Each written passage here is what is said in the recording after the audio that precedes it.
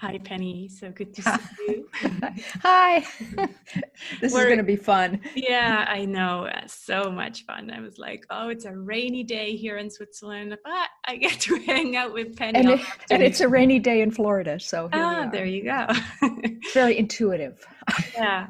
Is it? Okay, so the Yeah. rain kind of Yeah. helps with intuition. That's great.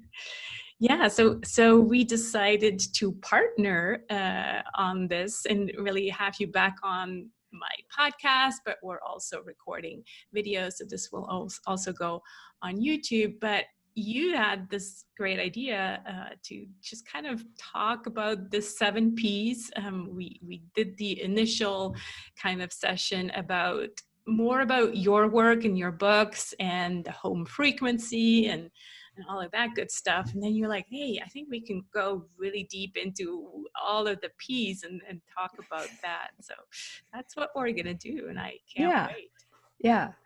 What I think would be a good starting point is, like, in general, just kind of talk about this paradigm shift that I talk about, that you talk about, and kind of to set the scene is we're going to release those as a summer special, I called it. So they will release in July, but we're June 4th. And so we're right in the middle of a lot of, how would you say it? Well, uncertainty from the pandemic, that's for sure. Mm-hmm. But then also with what's going on in the US right now, definitely some kind of revolution, right? This Right. Yeah. podcast is called The Gentle Business Revolution, but it's also the gentle people revolution. So why Yeah. don't you address that? What's going on, what's shifting, and Right. why are people feeling called, and why now to go into the streets? Yeah. Well, it's a bit of an explanation, so I'll try to make it as concise as possible. And I've been watching it for so many years and watching everything accelerate. I'm sure you have too. Everything's speeding up. There's so much information. We can't process it all in our old manner with our linear brain. And it's just almost overwhelming at times. But also, it's like things are happening faster. It's like time really seems to be speeding up. Like you get instant repercussions almost for things that you do. And uh, and I think that it is a long-term process of acceleration on the planet itself, of actual physical energy getting faster. Mm-hmm. And that affects the body, first of all, Mm-hmm. so that it makes you vibrate faster, which can affect you in various ways physically. You can get very disturbed, and people get their heart pounds, they get rashes, they get hot, those kind of things. But also then emotionally, it affects us, so that we start to have a kind of a speeding up of our emotions in terms of things that we've suppressed before and didn't have to think about and filed them away in the subconscious mind, which is a very low frequency. Mm-hmm. We could pretend they weren't there. Well, that's going up too, so that all the fear vibration that was stored is now coming up to the surface into the conscious mind. That means it comes into daily reality in your present moment. Mm-hmm. And that comes up as old memories of abuse or wounds or things that you just haven't wanted to look at. Either they come up like in dreams or during daily life, or sometimes they reenact in a symbolic form in your life, as though here it is again, So this is a chance, really, because this is all part of a large scale transformation process. Right. We are shifting. This is a paradigm shift, right? What people call that, but really it's a perceptual shift. Mm-hmm. We're going from one way of perceiving the world, which is very linear, to a new way of perceiving the world, which I call spherical and holographic, where everything now is getting sucked into the present moment. And the present moment is this big ball around us. It's our reality right now. Yeah, that's so interesting, because I think that's definitely what we experience in these months of lockdown. It's like there is only the present, because the past seems so far away that you're like, Right. wow, that Right. seems like ages ago. And you can't plan anything for the future. So all you have. Right. And who knows what it'll be like, right? Yeah. Because now they think they've coined the term the new normal. That's been around for a while. Mm. But they're calling it the new now, But it's like you're in this state where the past is kind of a flat, it's almost like we sort of don't remember it. The future is like, well, not sure what that's going to be like either. Right.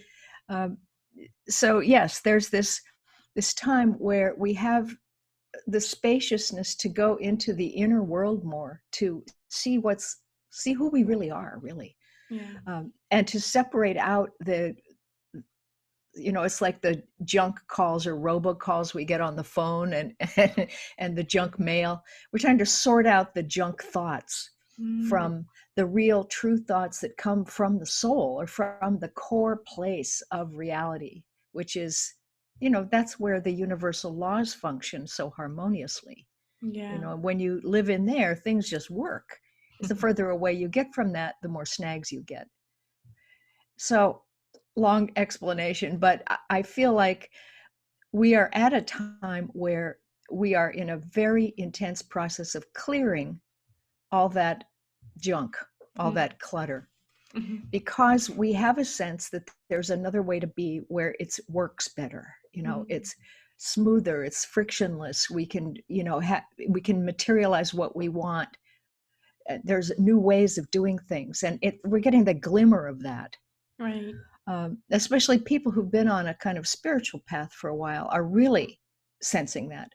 People who've been locked into belief systems and kind of old calcified thinking, well, they're still kind of trying to go back to the old way, but the old way is too slow. And this, of course, relates to business, right? Right. Yeah. So much. And I like how you say the old way and the new way, the old perception and the new perception. When we discussed the series, we kind of said, okay, that's what we're going to look at for each topic, each P. We're like, okay, this is the old perception, and let's also look at the new perception. And And just to go back to the junk in the, all the stuff that I guess other people refer to it, or I've heard people refer to it as the shadow that kind of comes back, and we need to look at it. And so, yeah, that's definitely, I guess that's what's coming up in the US as a country. Yes. And I think the epidemic is giving people a chance to stop all the distraction that they were used to, and going so fast with all the cell phones and everything, that and it's uncomfortable for a lot of people because they don't want to do it. They feel restless and get agitated by having to do that, and so they rebel against it. And I think that then the rebellion about racism in the US is coming some from that feeling of having been contained for so long by racism, by just practices and by the epidemic. It's like, let us out of here, and we want, and there's a lot of energy going out toward this frustration and avoidance also of certain internal things. But a lot of it is just it's like the point where people are at a choice point right now. In many ways, it's like, what kind of politics do I want? What kind of leaders do I want? What kind of life do I want? I have to make a choice now, one side of the line or the other. Do I want to stay in fear and anger and blaming and not taking responsibility for my own reality? Or let's get mature and grow up and, be a spiritual being in a physical world. So interesting. And I think that's what's up for a lot of people right now. Yeah, it's this fork where we had so much time to sit with, what is, and now we're like slowly coming out of this, and it's like, well, no, I no longer put up with that and whatever it may be, right? Yeah. It's racism, it's other things too, Right. like people hiding things, and yeah, just a lot of these things that have been somehow working in a way because we just kind of didn't deal with them, and now people are like, no, Yeah. enough.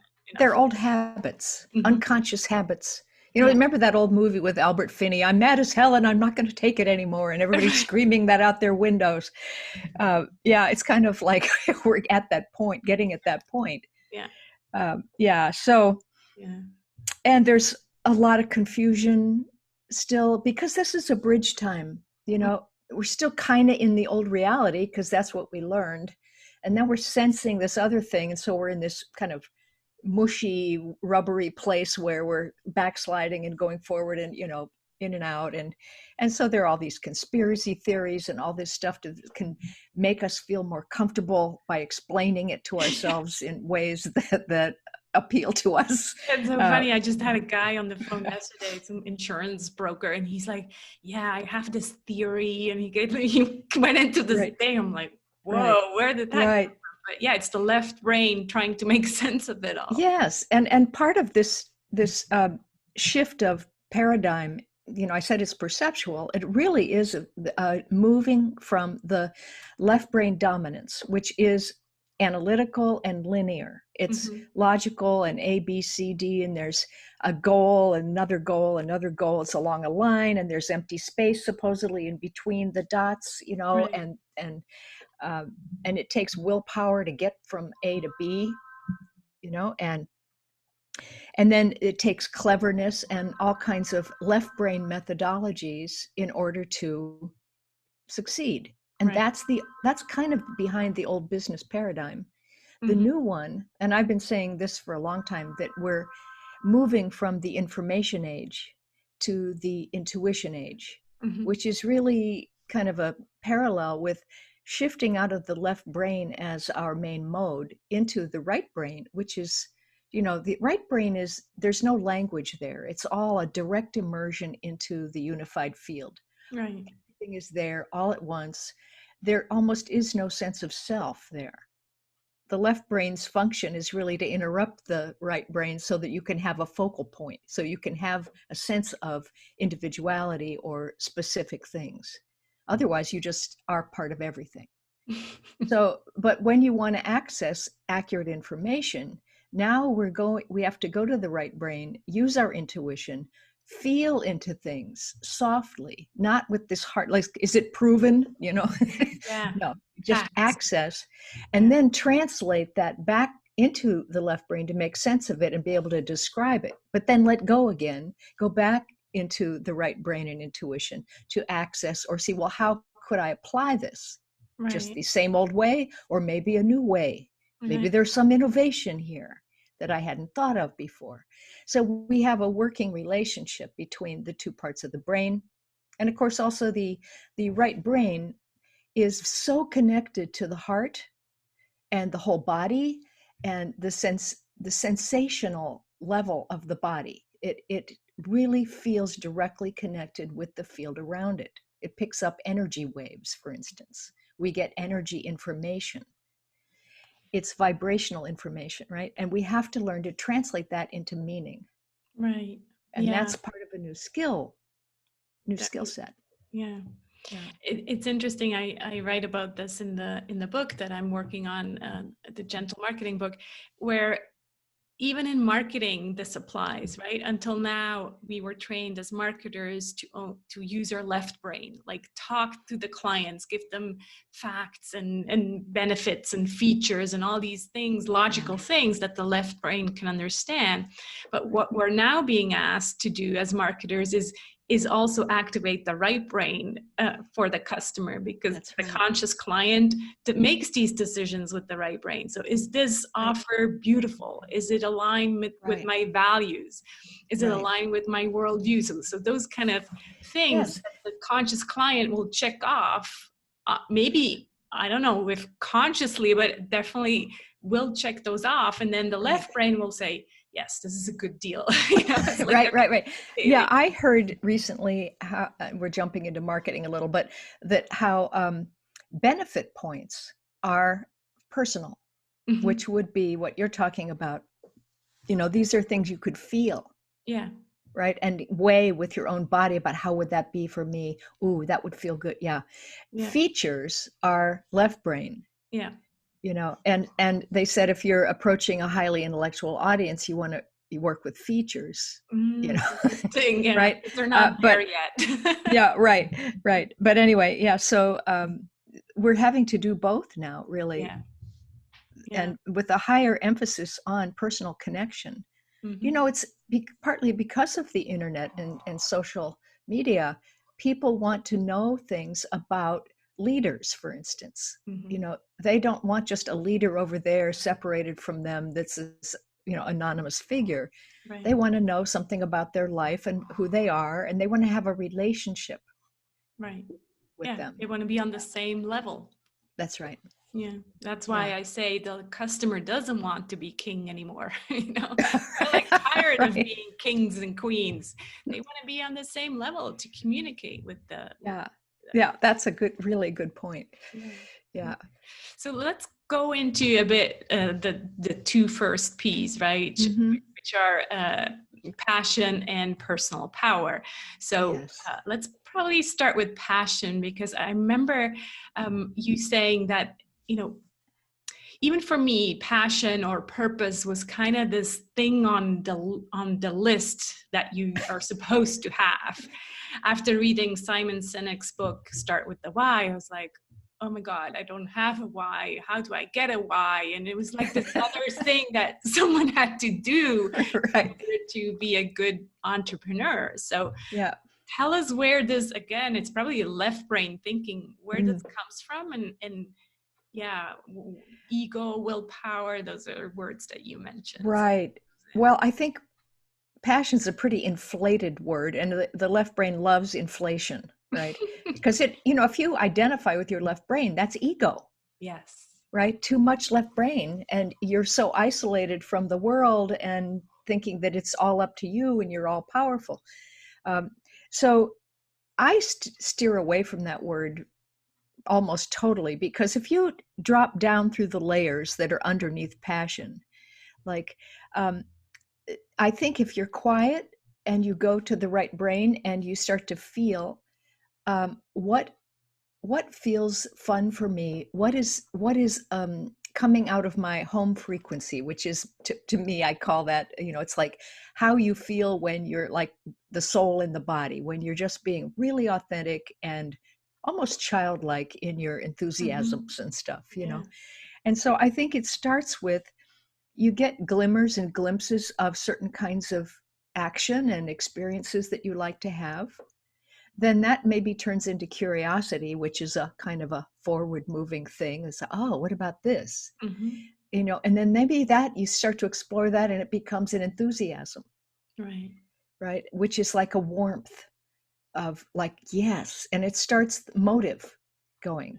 You start getting attracted to the idea of bringing some kind of vision or idea down in frequency in order to materialize it into its form counterpart, right? Because this is the fun of being in the physical world.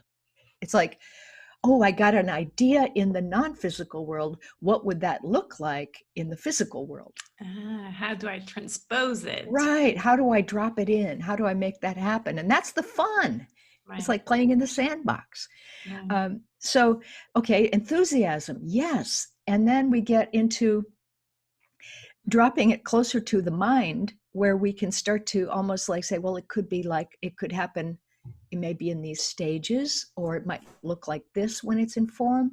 And but passion is when you stay in your truth and your home frequency and you do these things and you think, this was so much fun, I want to do it again. And I love creating things. And I love creating things that help other people or that contribute to the world, but that also entertain me. Right. Oh, sacrifice. Feel good. Yeah, but it's non-sacrificial. You're not doing it to be a good person or anything like. There's no other reason. Right. No left brain reason. Yeah, there's no right? agenda for the passion. Exactly. Let me be Exactly. passionate so I can sell more. Yeah. Yeah. Not And the so motivation, is, I think, comes from that root of that core alignment that you have. And your work becomes who you are. Mhm. Your projects are symptomatic of who you are, and they're pieces of you, you know, that are coming out and you're offering to the world. Right. Yeah. I say in marketing, in gentle marketing, bring more of you to your marketing. And by that, I don't mean, let me show off how good I am and let me show off that I've worked with all these great clients. No, more of you and your stories and your curiosities. And that's what I mean Yes. by bringing it. Yes. Yes. And part of that is that partly because our vibration is going up, Mm-hmm. we are becoming ultra sensitive, and a lot of people are becoming very empathic as well. They feel everything now. So it's feeling oriented. Mm-hmm. And we can feel lies, and Mm. we can feel truth. We can feel when something's in alignment with kind Right. of a universal flow and when it's out of alignment. Mm-hmm. And if you know how to be deeply comfortable, you don't let yourself go out of alignment very much. Right. When you start to get into an assumption or a behavior that's, ego based or fear based, you go, that's not right. It doesn't feel good. So then you come back to center and you get recentered and you ask again and you get a new idea of how to behave and how to go forward. But I think that this desire for the more personal thing has to do with transparency, Right. right? With the desire to know what's really real and to discriminate. Wait a minute, that isn't quite right. Why isn't that? They're hiding something, Right. or this product, maybe it's not complete, or something. I think people are getting pretty savvy about this.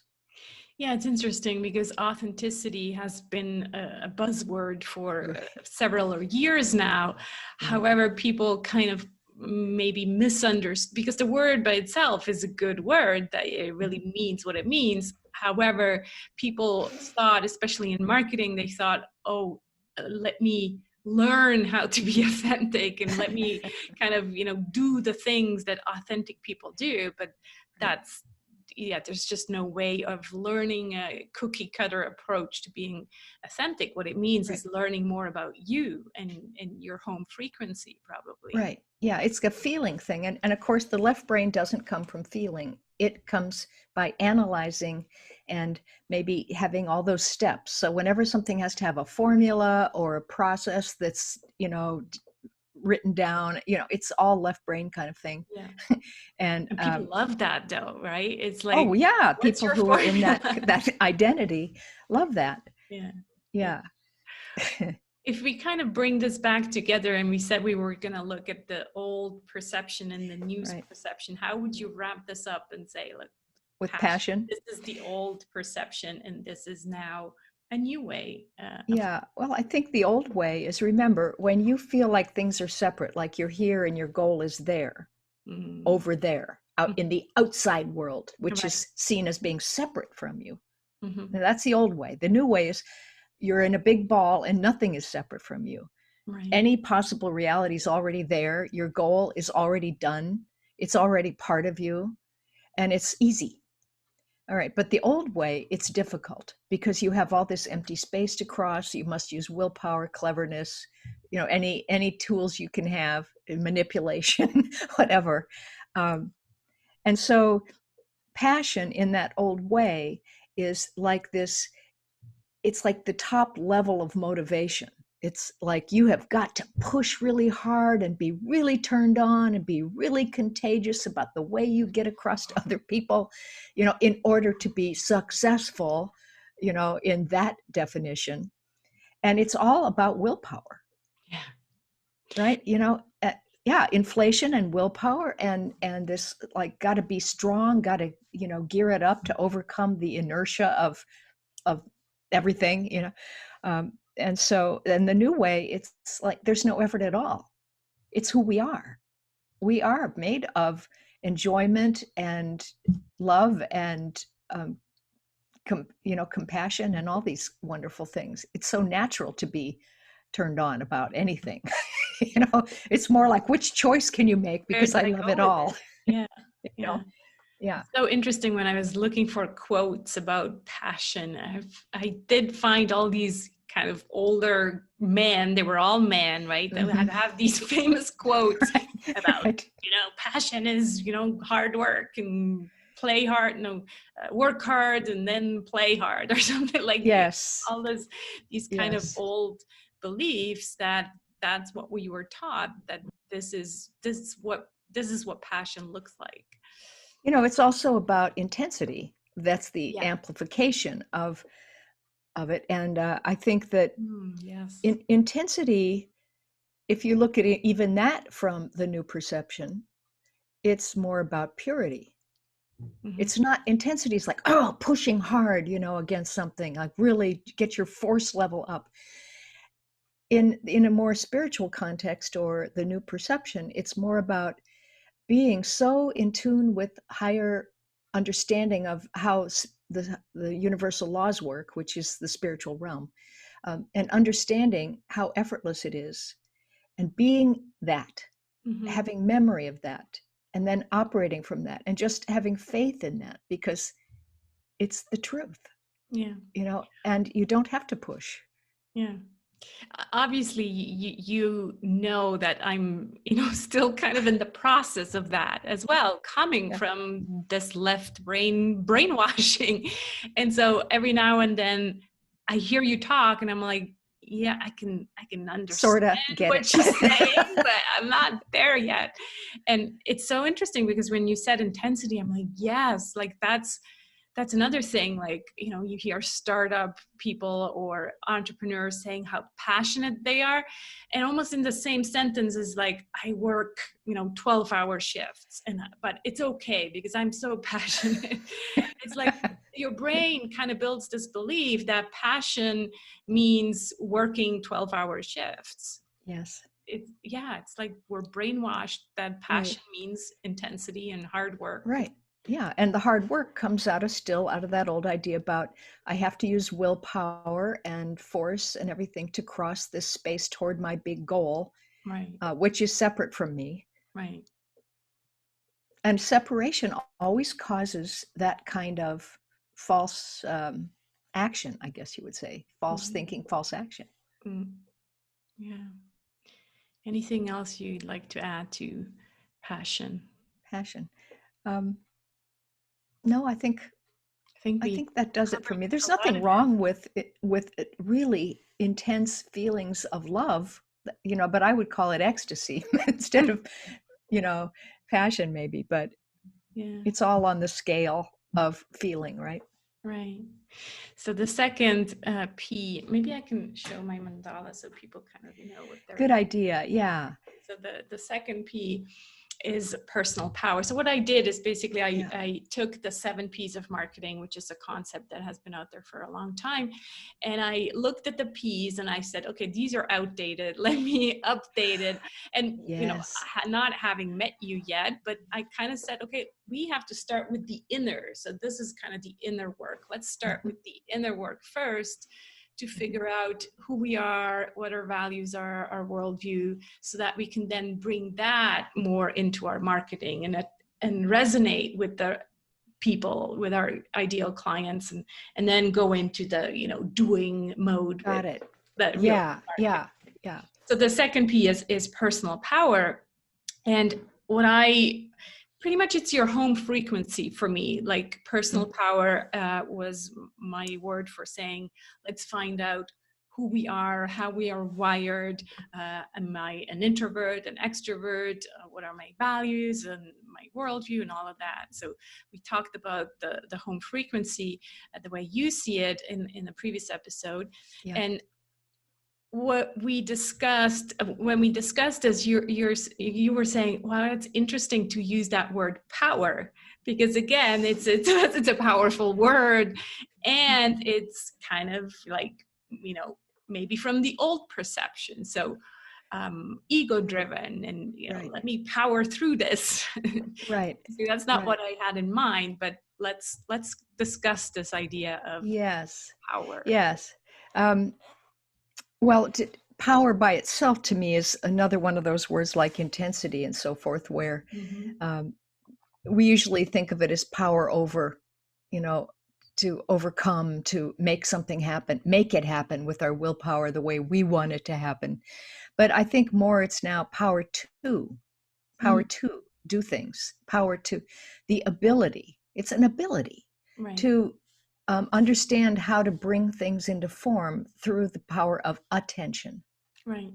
And I discriminate between intention and attention, because attention is present moment and focus, and intention is futurizing, and it uses willpower. So Right. it's coming out of left brain thinking. Mm-hmm. All right. So, but so for me, power is, what would you call that? It's almost like a recognition of your ability to stay in alignment with universal principles and work with them. Mm-hmm. That about it, you work with it, it's part of your life. It's so natural that you don't have to have power over anything, Right. because you understand how materialization and even dematerialization, and I use that word instead of manifesting, because I think manifesting is like an old, jargony thing now. Mm-hmm. But it is about materializing ideas. And then if you have something that you don't like and you're done with it, you've used it, you've lived it, you can dematerialize it by taking attention out of it.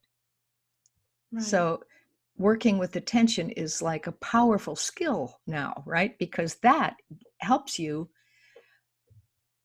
live well and understand the physical world and how it works, basically. Yeah.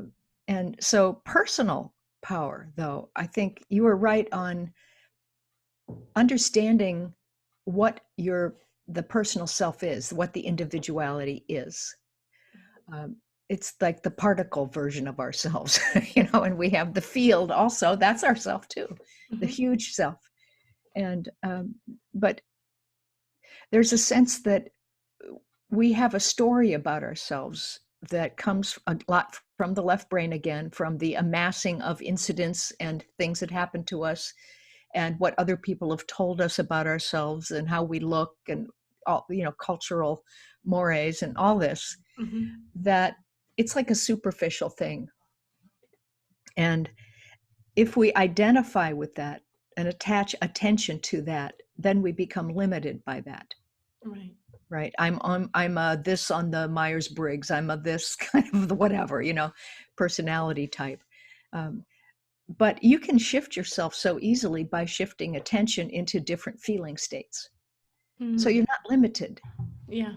But there are core things about each person, I think, that are really of the soul. There are deep, deep kinds of desires that the soul has to do work in the world.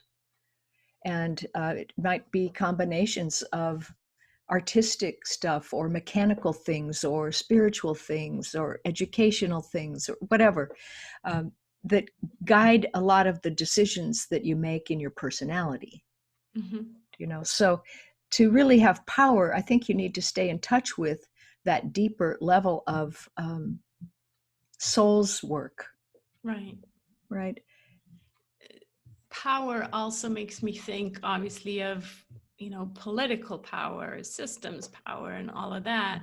So we kind of touched on it in the beginning. Those kind of systems and power struggles are changing as well. Yes. So we know the old perception, we're in it right now, we're living it. So what are we shifting to, like maybe politically speaking, countrywide, but also business-wide? Right, similar, because it's an old hierarchical system where there's a CEO or a president or something at the top. Right. And that has all the power goes up there. Right. And that's what we think, because that's what we see. That's the point. And that point is governed by ego. Right. So much. That's the individualized personal self separated from everything below it, you know, and it just, in my opinion, that kind of mechanism is just too slow anymore. What we need is the empowerment of all the people below, right, to be creators all on their own, to have their own personal power. And then the structure of governments and business systems flattens, yeah, right? And then everybody gets empowered to be a creator, and hopefully then they clear themselves of fear and negativity in the process, especially by associating with other clear people, right, and by going into collaborative groups, which is like with the partnering piece you're talking about, but being able to share with people who are doing good works right, and are working with the higher principles and kind of higher frequency consciousness. You know, then what happens is those groups start sharing with other groups, and the solving of critical problems is not competitive anymore. It becomes very collaborative and cooperative and like a fun game. You know, it's not competing against each other to win. It's like, let's do this for the fun of being together. Right. And so and who wants the credit for being better than somebody else? right, No, that is like, then we get separated from them.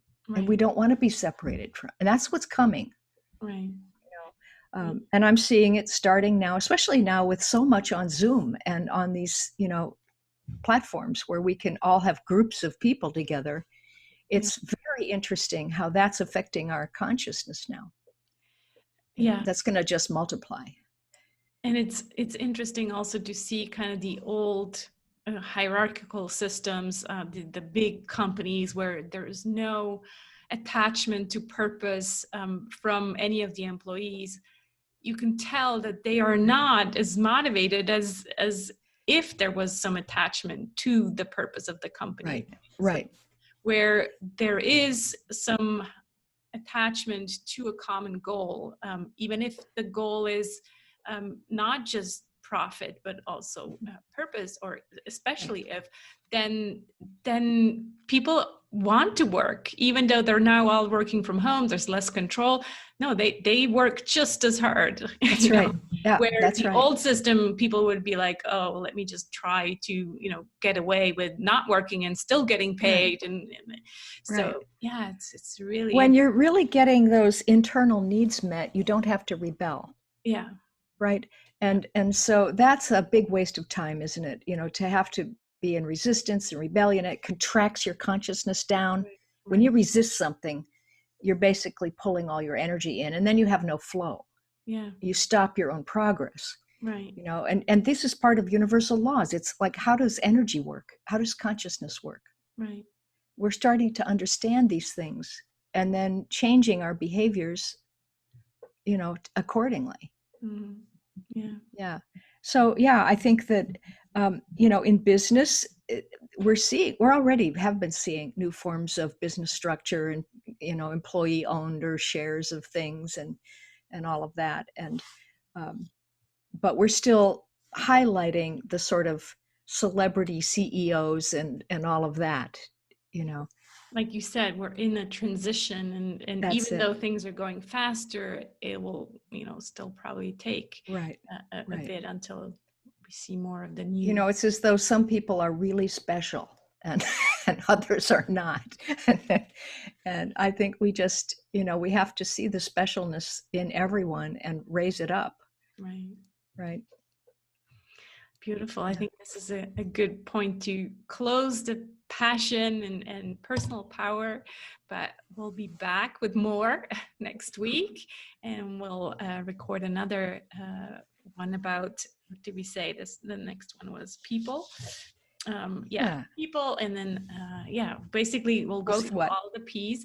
I want you to mention though, like, which book of yours would be like, the best fit, or I mean, you have so many, so you can mention two. Well, there are 10 books altogether, but the 4 that are all about this transformational process, and they all kind of work as as a sequence. The intuitive way is the first one, which is a course on intuition development. Right. Then frequency, which is the power of personal vibration, which is a lot of this, how to work with energy. And then Leap of Perception is the book that talks about the change from linear to spherical perception. And that one is a really, I think, important book. And then the last one is Transparency. Right.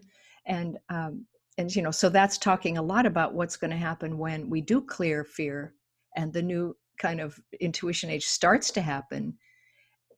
What's it going to feel like? How is it going to work? What are the symptoms of it and so forth? Yeah. Yeah.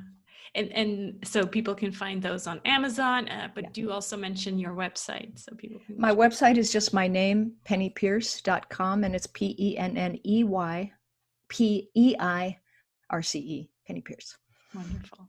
Great. And we'll be Thank back you. with another episode next week. Thanks for listening. Okay. Bye. Bye.